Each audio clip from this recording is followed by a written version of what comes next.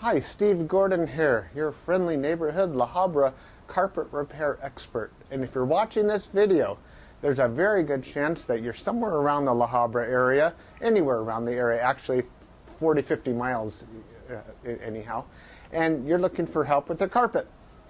So if that's the case for you, you've come to the right place. Now, I need to warn you, and you've probably already figured this out, I'm not an actor. I don't even have a script here. I'm going to talk to you as a carpet guy to a person out there without any script, just being real about carpet stretching. I'll explain what I know about carpet patching, carpet transitions, pet damaged carpet, and so on. Some other topics will be covered as well. Maybe Berber carpet repair, commercial carpet repair, stair carpet repair, and on. Now, after you've watched my recording, if you have additional questions, we would be completely blessed and honored if you would call us and ask us anything that you like about carpet repair. That's what we're here for. At that point, we would just be happy as can be if you would invite us out to your home to come on out and fix that carpet for you. So until I hear from you, and I hope I do, please do enjoy my recording. Here you go. Hi, Steve Gordon here, your friendly neighborhood carpet repair guy. And I promise you one thing, and that is I'm absolutely not an actor. So if you're looking for an actor to talk about carpet repair, you've come to the wrong place. But if you want to know about carpet repair, whether it be carpet stretching, patching, Berber carpet repair, commercial carpet repair, transitions between your carpet and a floor, maybe your stairs need repaired, a seam could need repaired, or a few other things, well, in that case, you have come to the right place, because I'm going to talk to you about that, and I'm going to try to answer as many of your most frequently asked questions as possible. And before I get to that, I am going to talk to you a little bit about our guarantee, how to get an estimate, the bid, and a couple other details. So, I hope you enjoy my recording, and please be patient with me because I don't have a script. I've got a dozen notes here to go off of, and it's just going to be right off the top of my head, and I'll try to really just answer all the questions I can ahead of time so that you have a little bit of education when you call us, and I certainly hope you do. So first, I'd like to talk about the guarantee.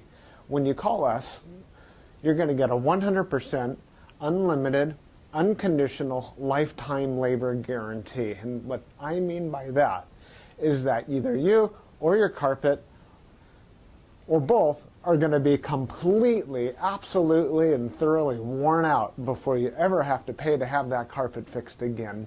So again, 100% unlimited unconditional lifetime labor guarantee, that's forever. How you get your estimate in the first place is after you watch this recording, give us a call here at the office, and we're going to give you something like a phone guesstimate. We'll give you an idea of what you might expect to pay.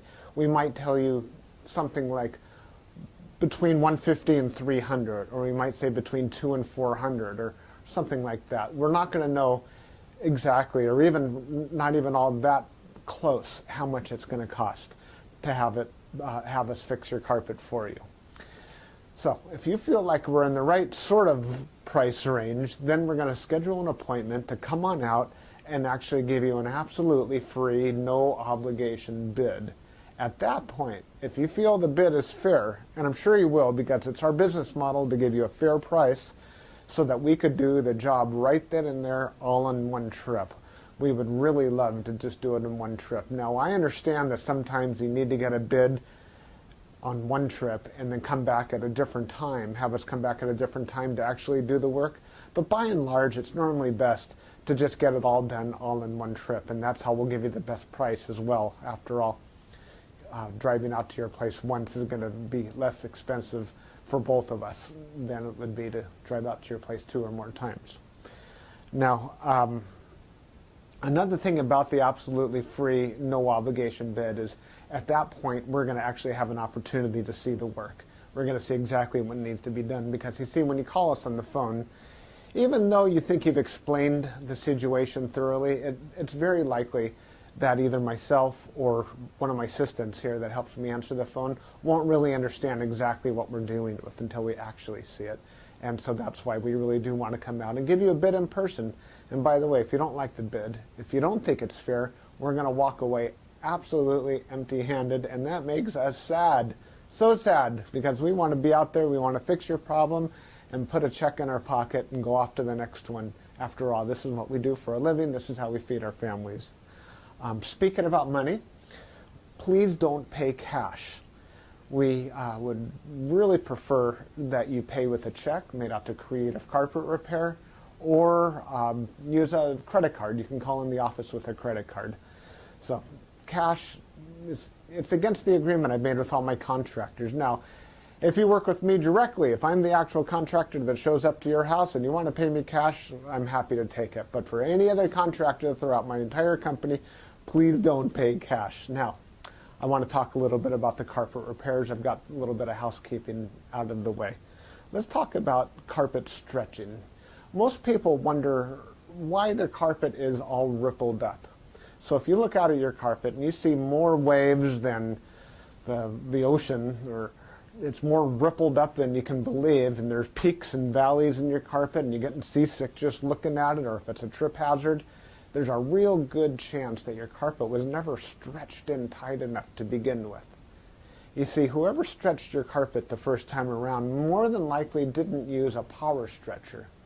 Now, what a power stretcher is a pole that it butts up against one wall on one side of the room, and this pole runs all the way across the room to a head that's on the other side.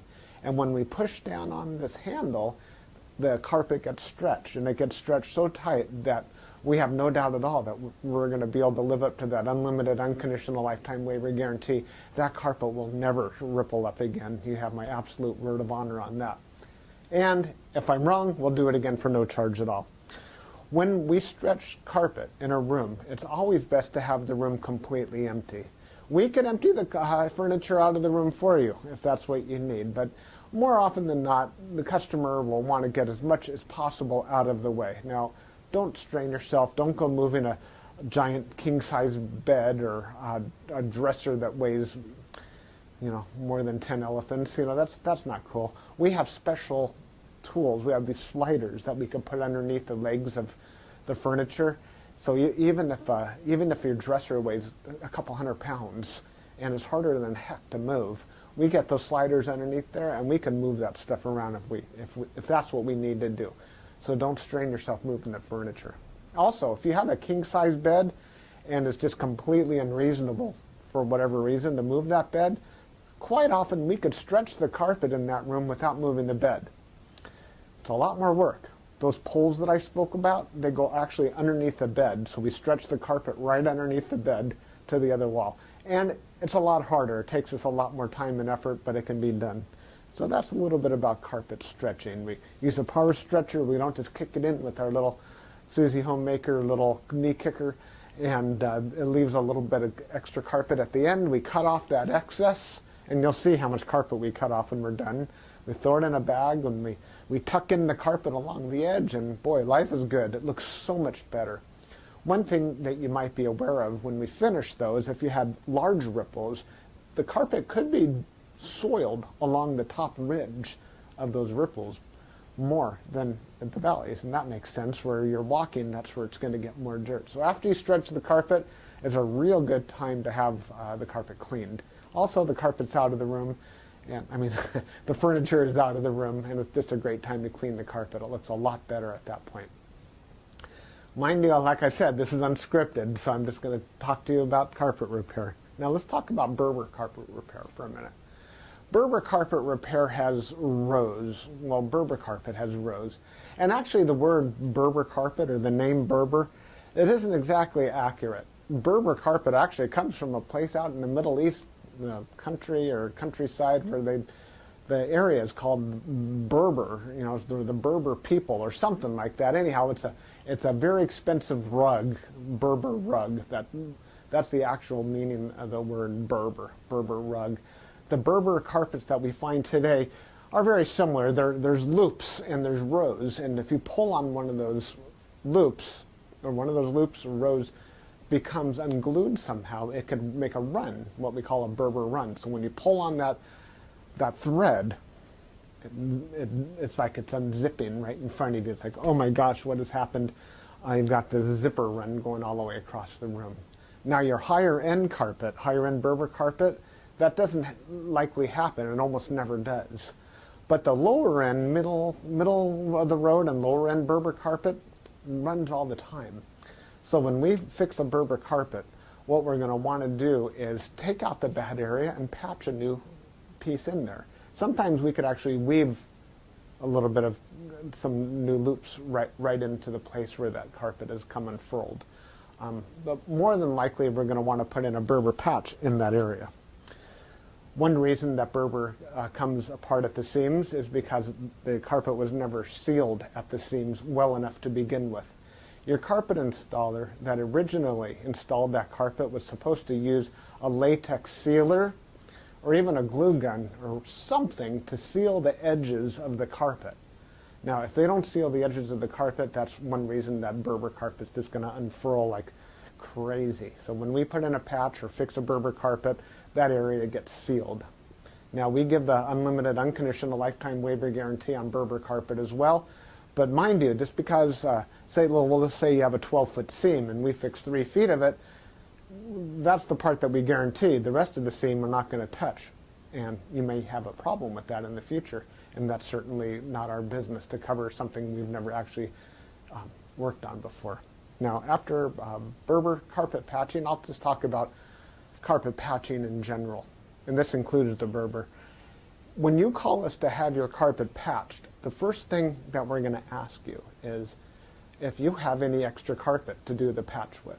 If the answer is yes, well, we're golden. We're ready to do the job. If you say no, you don't have any extra carpet to do the patch with, we'll ask, well, can we take the carpet from a closet or maybe even from underneath a piece of furniture?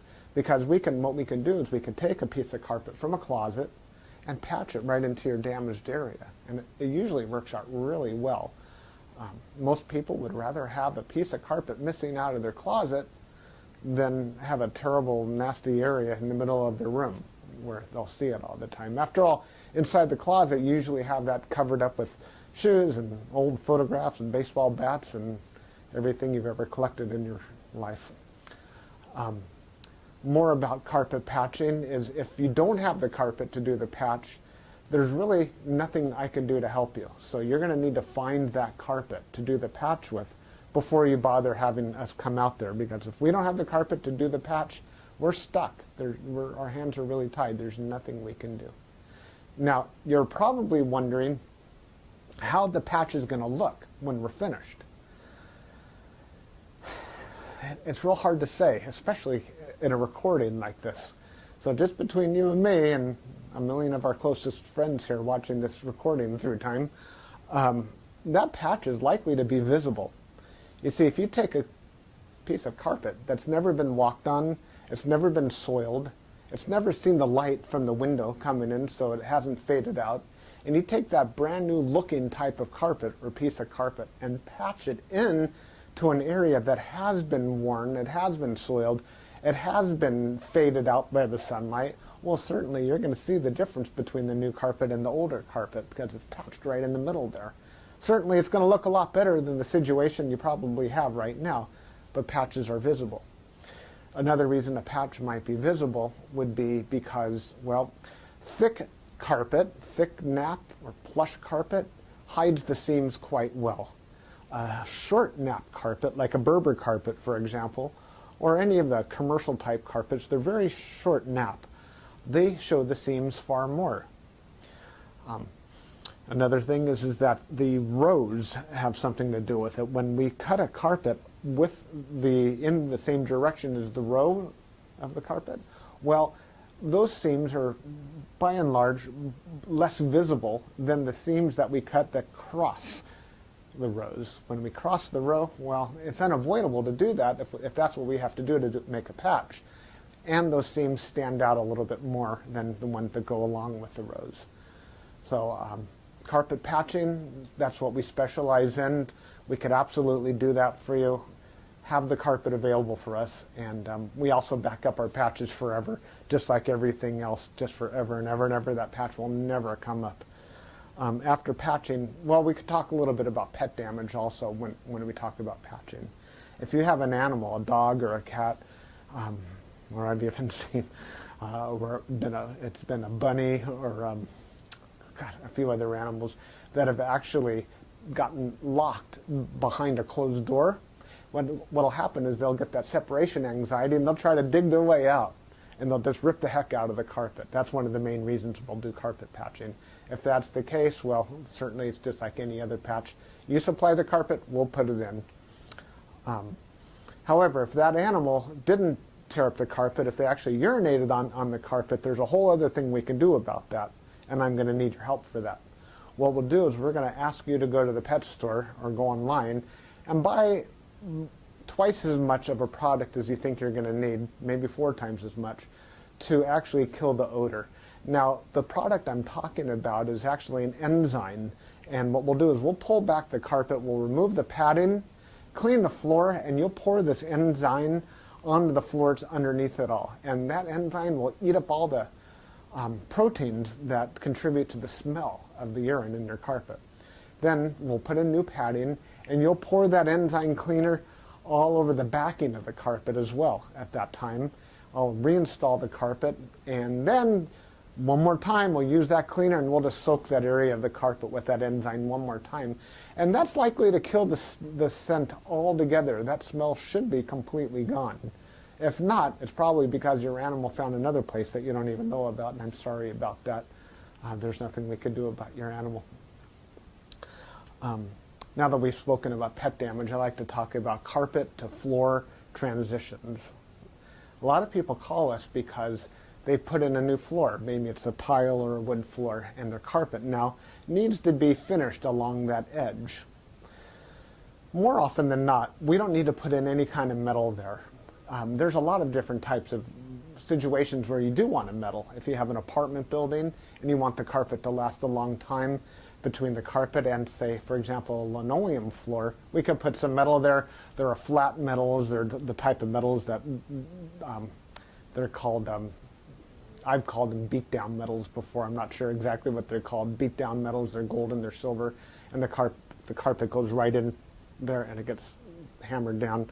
Gives a nice clean edge, and it protects the edge of the carpet for a very long time. But if you're like most homeowners, that's not why you're calling us for a transition. You're calling for the transition because you just put in a nice marble or travertine floor, or maybe a wood floor.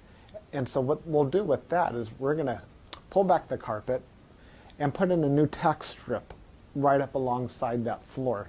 Now that floor is going to be holding the place as if it were a wall. So here's your floor, here's your tack strip right in front of it. We're going to pull the carpet over that tack strip and tuck it in right there. So all you're going to see is a nice smooth transition between the carpet and the floor.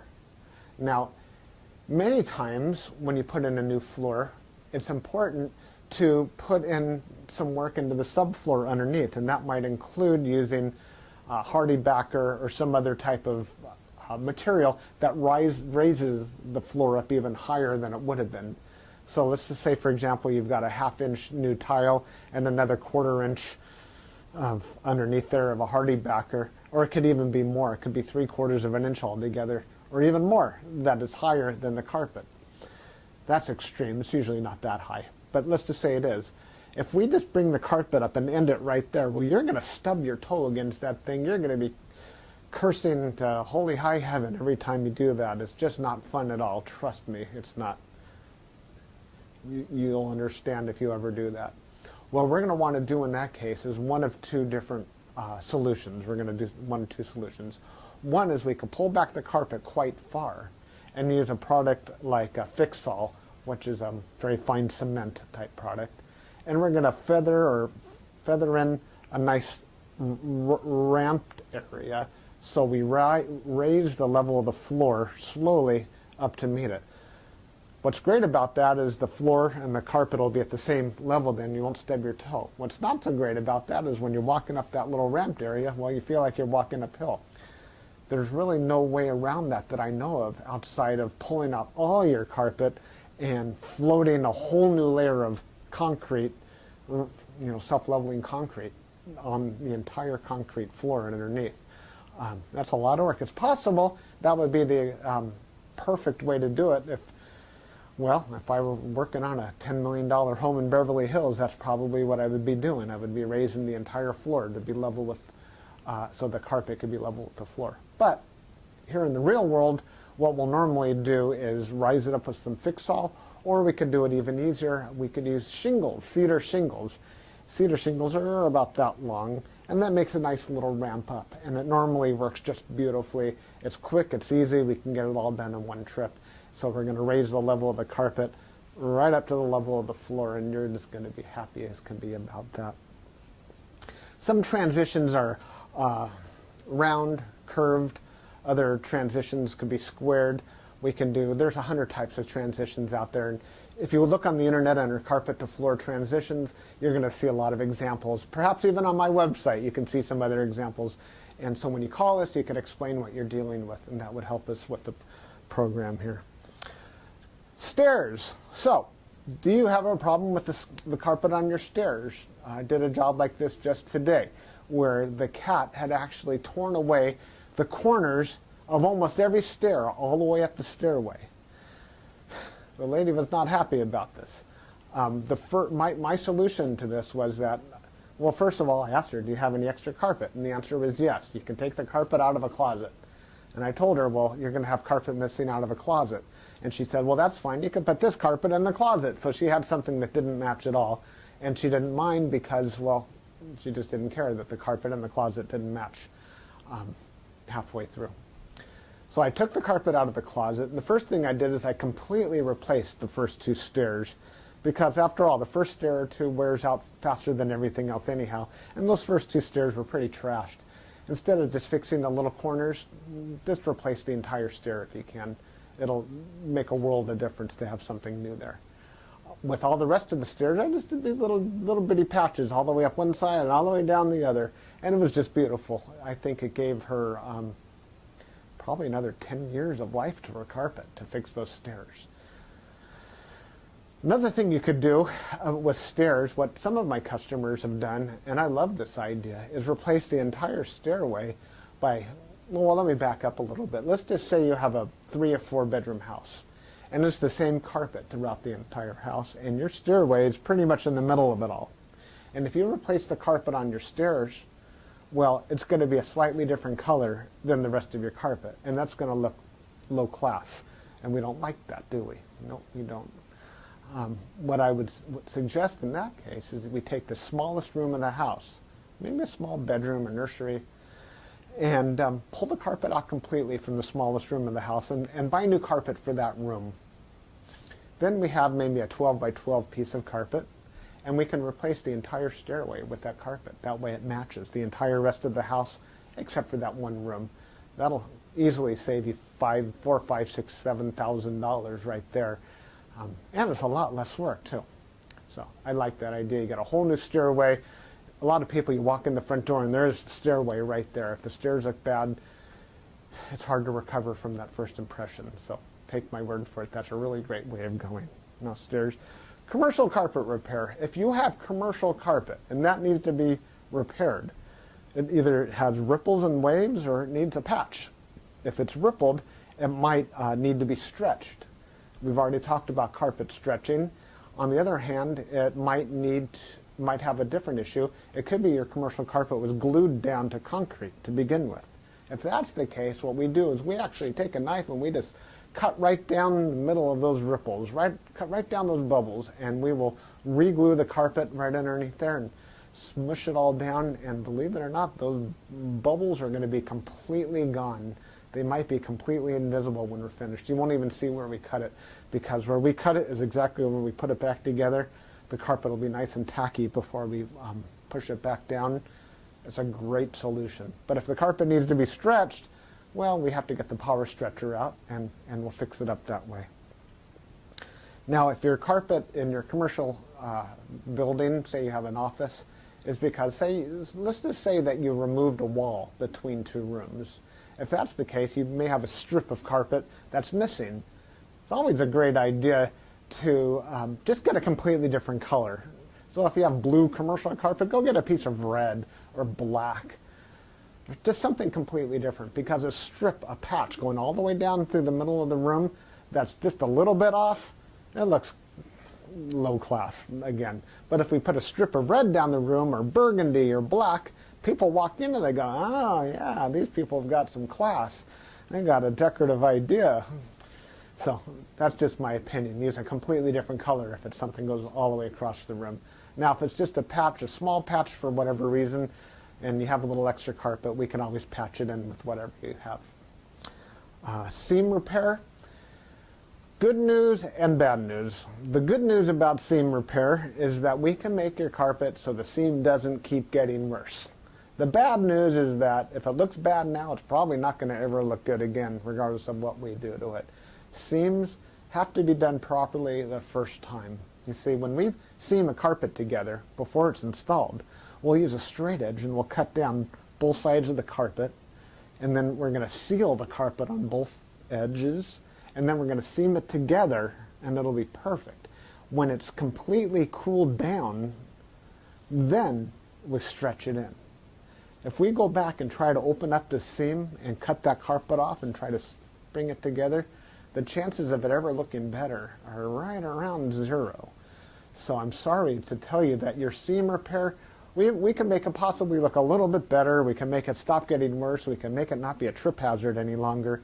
But don't have your expectations too high when it comes to seam repair. The last thing I want to talk about is flood damage. Now, if you're watching this right now and you've got a flooded out carpet, you are in a world of hurt, and I'm sorry. The first thing I would do if I were you is probably have about 3 fingers of scotch.